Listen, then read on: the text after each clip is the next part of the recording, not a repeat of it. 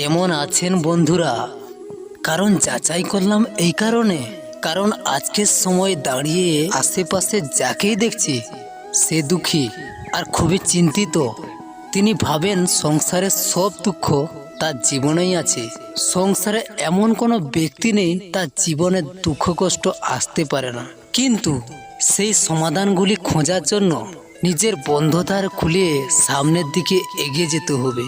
কিন্তু কিছু মানুষ কি করে, সে নিজের মাথায় হাত দিয়ে একটি জায়গায় চিন্তিত হয়ে থাকে এবং নিজের ভাগ্যকে তিরস্কার করতে থাকে। কিন্তু না, এইরকম করলে চলবে না। আমাদেরকে সাহস করে এগিয়ে যেতে হবে। কর্ম করুন, অন্ধকার রাস্তা বাদ দিয়ে আলো রাস্তা দেখুন। কারণ আপনার লক্ষ্য যতই কঠিন হোক না কেন, সেটা অবধি পৌঁছানোর রাস্তা কারণ আপনার পায়ের তলা থেকে যাবে। জয় রাধে শ্যাম। ভয় কি বা দুঃখ কি, এই বিষয় নিয়ে অন্যভাবে ভাবা যেতে পারে। জীবনে যখনই আপনি কিছু একটা পেয়েছেন, কিন্তু তখন সেটা হারানোর ভয়ে তার সঙ্গেই চলে আসে। যেমন আপনি যখন প্রচুর টাকা ইনকাম করেছেন এবং সেই টাকা হারানোর ভয়ে তার সাথেই চলে আসে। আপনি যা কিছু করছেন তার একটা ভয় আছে, হারিয়ে যাবে না তো। আর এটা সবার সাথেও হয়। যেই মুহূর্তে আপনি জন্ম নেন, মৃত্যুর ভয়ও তার সাথে চলে আসে। আর জন্ম না নিলে মৃত্যুর ভয় কোথা থেকে আসবে? এবারে ভয় জিনিসটা কি সেটা আপনাকে বুঝিয়ে বলা যাক। আর এই ভয় যদি আপনার মনের মধ্যে থাকে, তাহলে আপনি সারা জীবন যা কিছু লাভ করবেন, ধন সম্পত্তি টাকা পয়সা, এগুলি লাভ করার একটা সুখ থাকে, এদের সাথে জীবনযাপন করা একটা আনন্দময় থাকে। আর এই চিন্তা, সেই ভয়, সেটি আপনার কাছ থেকে কেড়ে নেয়। ধরুন কাল আপনার মৃত্যু যোগ রয়েছে, এবার কালকের মৃত্যুর ভয় আজীবন পুষে রাখলে, তাহলে এই ভয় আজকের সুখ আজকের আনন্দ আপনার কাছ থেকে ছিনিয়ে নেবে। আর একেই ভয় বলে।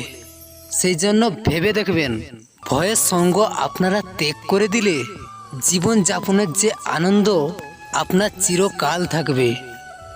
তাই আসুন আর আমার সাথে ভালোবেসে বলুন, জয় রাধে কৃষ্ণ।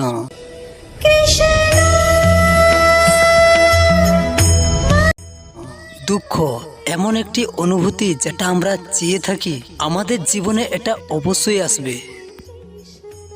আমাদের মনকে বিভ্রান্ত করে তুলবে, আমাদের মনকে বিচলিত করে তুলবে। কখনো কি ভেবে দেখেছেন আমাদের জীবনে দুঃখ কেন আসে, কিভাবে আসে? যদি আপনি মন দিয়ে চিন্তা করেন, তাহলে আপনি বুঝতে পারবেন যে এই দুঃখের অনুভূতি কি। মানসিকতা থেকে বেশি চারপাশের লোকজনের সাথে জড়িয়ে। কারণ আশেপাশের লোকজনেরাই আপনার জন্য পরিস্থিতি তৈরি করেন, যা খারাপও হতে পারে আবার ভালোও হতে পারে।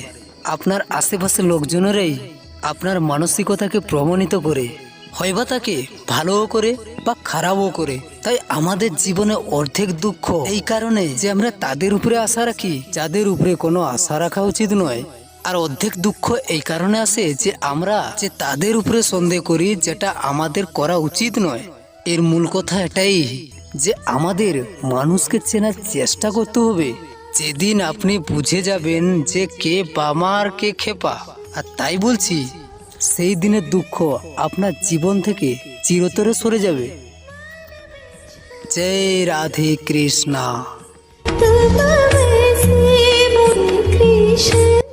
আপনি কি কোনোদিন শীতল হাওয়া খেয়েছেন এবং সেই হাওয়া এই হাওয়া নয়, যে সেই হাওয়া যে আপনাকে উড়িয়ে নিয়ে চলে যাবে?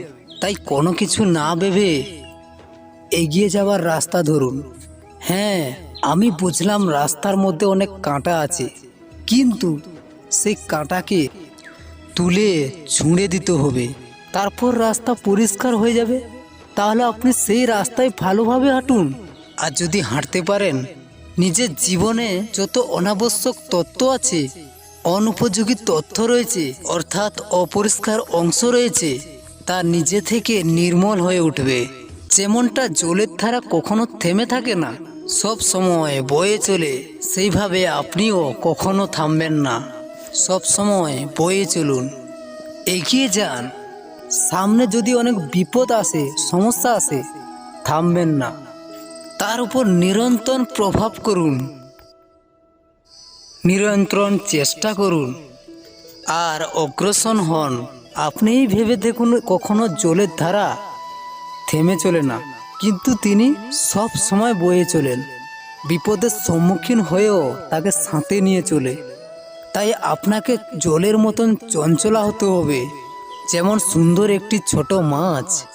তাই আপনিও এটাই করুন, কখনো থামবেন না, শুধু সামনের দিকে চলতেই থাকুন, জলের ধারার মতন বইতে থাকুন। আপনি আপনার লক্ষ্যে অবশ্যই পৌঁছাতে পারবেন। আর তার সাথে নিজের অন্তরের যে মালিন্য রয়েছে, তা আপনি নিজের থেকেই দূরেই করে দিবেন। তাহলে আসুন আর আমার সঙ্গে ভালোবেসে বলুন, জয় রাধে কৃষ্ণ।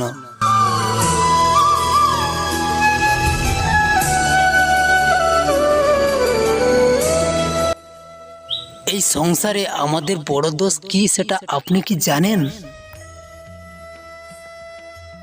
কেউ বলবে আশা, কেউ বলবে লোভ, কেউ বলবে নসত্ব, কিন্তু না। দেখুন, দুঃখের মূল কারণ হলো আমাদের পরিশ্রম না করা। কিছু মানুষ ভাবেন যে আমি জীবনে কোনো কর্মই করব না, অথচ আমি সব কিছু পেতে চাই। আর এমনই কারণের জন্য দ্রুতের মতন খেলা আমাদের জীবনে প্রবেশ করার সুযোগ পায়। দুঃখ, এই দুঃখ আসলে কি? দুঃখ অর্থাৎ কোনো পরিশ্রম ছাড়াই অন্য কেউ পরিশ্রম করেছে, যা অর্জন করেছেন তা নিজের জন্য, শুধুমাত্র খেলার মাধ্যমে নিজের করে নেওয়া ইচ্ছুক। আর এই ইচ্ছে অত্যন্ত বিনাশকারীও হতে পারে।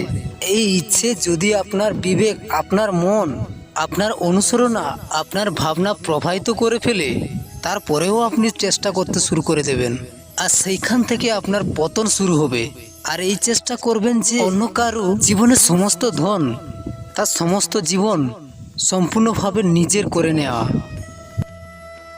কারণ প্রথমে আশা জাগ্রত হয়, আর এই আশা হতাশা পরিণত হতে সময় লাগে না।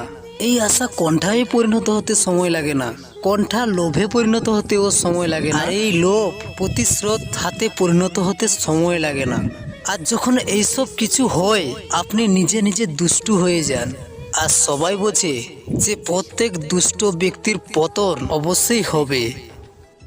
তাই নিজেকে দূতের থেকে দূরে রাখুন আর পরিশ্রমকে নিজের কাছে টেনে আনুন। জীবনে আপনার যা যা সংখ্যা রয়েছেন, যা আপনি করতে চান, শুধু পরিশ্রম দ্বারাই অর্জন করুন। তাহলে এটাই করুন আর আমার সঙ্গে ভালোবেসে বলুন, জয় রাধে কৃষ্ণ।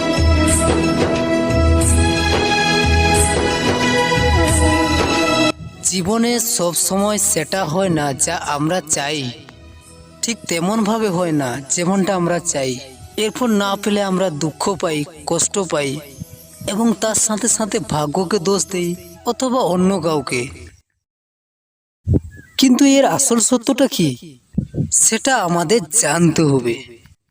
এই ত্রিভুবন নির্মিত হয়েছে পাহাড় দ্বারা এবং পর্বত দ্বারা।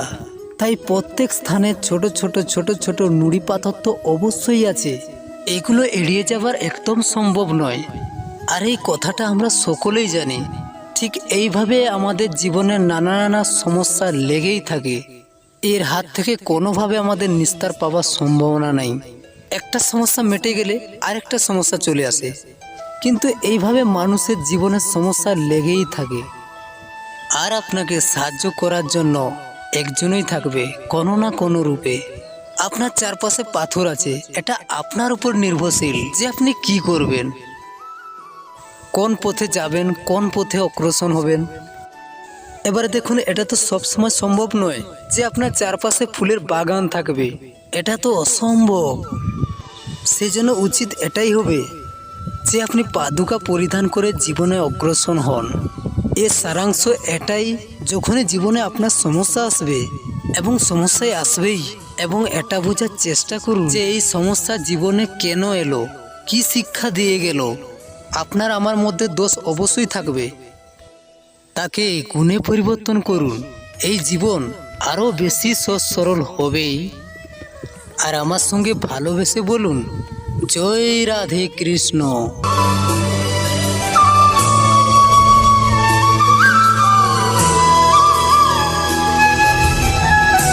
বিন্দু বিন্দু জলেই মহাসাগর নির্মাণ হয়, আবার এই কথা আমরা সকলেই জানি। তাই আপনি কি এই কথাটা জানেন যে ছোট ছোট সুখের দ্বারাই বড় সুখ লাভ করা যায়? আর এটাই সত্য। একজন বাবাকে দেখুন, সন্তানের জন্ম থেকে তার যুবক হওয়া পর্যন্ত তাকে ছোট ছোট সুখ যাপন দিয়ে দেয়। এই ছোট ছোট সুখগুলি তাদের প্রেমের সম্পর্কে গভীরতা নিয়ে আসে, এবং এই প্রেমের এই গভীরতা তাদের জীবনে বড় সুখ নিয়ে আসে। এটা ঠিক সেই রকম যেরকম বিশাল এক সমুদ্রয়, গভীর এক সমুদ্রয় অমূল্য রত্ন খুঁজে পাওয়া যায়। আর এটাও ঠিক সেই রকমই। সেই জন্য জীবনে বড় বড় সুখ খোঁজ করতে গিয়ে নিজের সময়টা নষ্ট করবেন না। এই যে ছোট ছোট সুখ আছে, এইগুলিকে ধারণ করার চেষ্টা করুন। এইগুলো নিয়ে শান্তিতে থাকুন। এই ছোট সুখ পেতে পেতে কখন যে বড় সুখ আপনার কাছে চলে আসবে, সেটা আপনি নিজেই কল্পনাই করতে পারবেন না। তাই ভিডিওটির শেষে আমার সঙ্গে বলুন, জয় রাধে কৃষ্ণ।